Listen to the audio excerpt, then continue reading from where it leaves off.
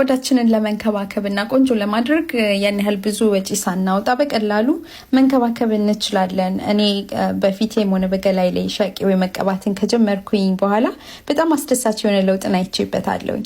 አሁን በዚህ ምስል ላይ እንደምትመለከቱት የተቀባሁትን ሜካፕ ከፊቴ ላይ ፈጽሞ ለማስለቀቅ ብሎ የምታጠብበትን የፊት ሳሙና ፊቴን እንዳያደርቀውና እንዳያበላሸው መጀመሪያ የኩዊን ሺያ ምርት የሆነው ንጹህ ምንም ያልተቀላቀለበትን ቅቤ ቀባዋለሁ።